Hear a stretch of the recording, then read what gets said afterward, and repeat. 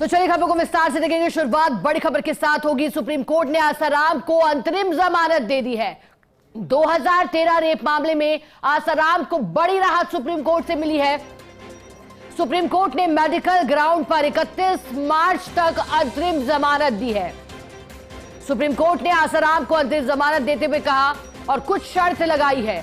Supreme court ने अपने अनुयायियों से नहीं मिलने का भी निर्देश दिया है। बड़ी जानकारी, सुप्रीम कोर्ट से राहत।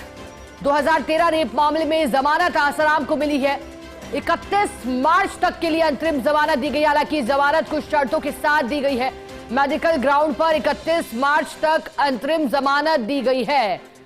2013 रेप मामले में आसाराम जेल की सलाखों के पीछे थे। कई बार जानकारी आई उनकी तबीयत बिगड़ने से जुड़ी। आसाराम की तबीयत बिगड़ी, अस्पताल ले जाया गया। कभी कभी जब टेस्ट हुए तो यह भी कहा गया कि तबीयत ठीक पाई गई, सुधार कहा गया।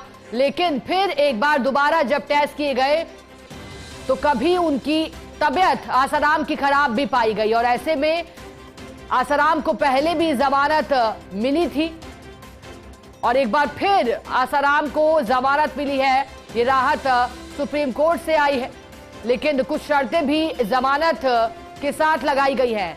शर्त एक ये भी कि जो आसाराम के अनुयायी बताए जाते हैं उनसे नहीं मिलना है। और ऐसे में एक शर्त ये भी होगी, नहीं मिलने के साथ किसी तरह से केस को लेकर के आसाराम बाहर कुछ कह भी नहीं सकता, क्योंकि अमूमन जब इस तरह से जमानत दी जाती है सशर्त तो एक बड़ी शर्त ये भी उसमें शामिल रखी जाती है।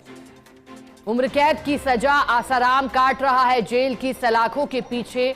2013 रेप मामले में और 11 साल से ऊपर का समय अब आसाराम को लगभग इस पूरे मामले में सजा काटते हुए हुआ है।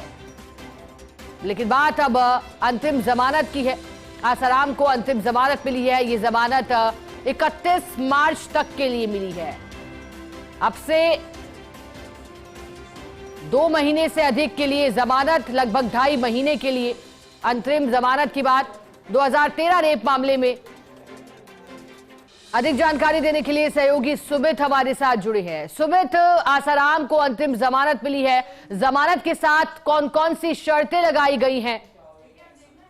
देखिए, बड़ी राहत है आसाराम के लिए, क्योंकि लगातार सुप्रीम कोर्ट से उनकी जो जमानत याचिकाएं हैं वो लगातार खारिज होती रही हैं, वो चाहे नियमित हो या फिर इंटरिम बेल हो। आज जब जमानत पर आदेश सुप्रीम कोर्ट ने दिया तो सुप्रीम कोर्ट ने आसाराम की मेडिकल जो कंडीशन है उसको कंसीडर करते हुए अंतरिम जमानत दी है। सुप्रीम कोर्ट ने माना है कि आसाराम को इलाज की सख्त जरूरत है और इसी बात को कंसीडर करते हुए सुप्रीम कोर्ट ने आसाराम को अंतरिम जमानत जो है वो 31 मार्च तक सुप्रीम कोर्ट ने दे दी है।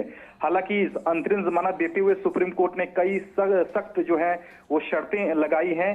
कोर्ट ने आसाराम को निर्देश दिया है कि जब आप अंतरिम जमानत पर जेल से रिहा होंगे तो आप किसी भी अपने फॉलोअर से मुलाकात नहीं करेंगे।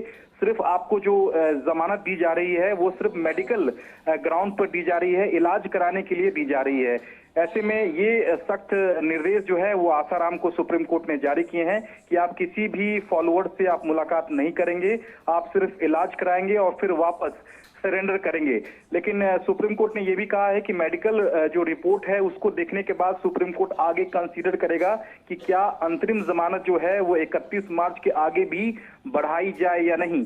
अगर सब कुछ ठीक रहता है तो 31 मार्च को आसाराम को दोबारा जेल में सरेंडर करना होगा। ये सुप्रीम कोर्ट ने साफ तौर पर अपने आदेश में कहा है। तो एक लंबे अरसे के बाद आसाराम को सुप्रीम कोर्ट से राहत मिली है, क्योंकि हमने देखा है कि दर्जनों याचिकाएं जो हैं अब तक आसाराम की खारिज हो चुकी है सुप्रीम कोर्ट में, वो चाहे नियमित हो या फिर इंटरिम बेल हो। सुप्रीम कोर्ट ने किसी भी मामले में उन्हें कंसीडर नहीं किया था, लेकिन 2013 रेप मामले में जो कि राजस्थान से संबंधित है, राजस्थान सरकार ने इसका विरोध किया था। लेकिन आज सुप्रीम कोर्ट ने माना है कि वाकई में आसाराम को मेडिकल यानी कि स्वास्थ्य चिकित्सा की जरूरत है, लिहाजा इस बात को सुप्रीम कोर्ट ने कंसीडर करते हुए सशर्त जमानत जो है वो आसाराम को 31 मार्च तक के लिए इंटरिम बेल दे दी है। बिल्कुल सुमित, और जैसा कि आप कह रहे हैं कि 31 मार्च तक के लिए है, लेकिन कंसिडर किया जाएगा पूरी मेडिकल रिपोर्ट को और उसके बाद आगे के लिए भी फैसला सुप्रीम कोर्ट ले सकता है, लेकिन वो फैसला भविष्य में लिया जाएगा। सुमित, शुक्रिया आपका साथ जुड़ने के लिए, पूरी जानकारी के लिए।